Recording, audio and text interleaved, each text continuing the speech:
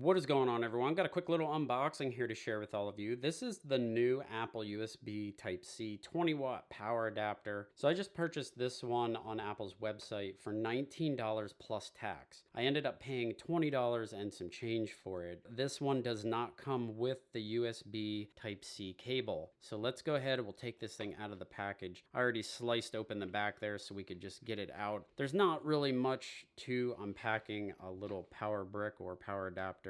And the paperwork that's in here, I don't know about you guys, there's probably some helpful information in there, but I usually do not look at that. So let's just take a look at this little guy here. This is a reversible port in the back, so you can plug your Type-C cable into that any direction or however you want. It does not hurt. That's what it's made for. A couple of things about this. Basically, it's compatible with any USB-C enabled device. Apple recommends pairing it with an iPad Pro or the iPad Air for optimal charging performance. So if you want to take advantage of the latest, fastest experience as far as charging, this is the one to go with the 20-watt charger. Do you have to upgrade? No, your 18 watts will probably work just fine on your old charger or whatever you're using. This one I plan on using with the iPhone 12 and some of the newer stuff. It is compatible with the Apple Watch, and I'm going to have a list down in the description of all compatible iPhone models and all compatible iPad models. And I think it goes as far back as the iPhone 8. If you do have like an iPhone 8 or later, you can still take advantage of the fast charging feature. So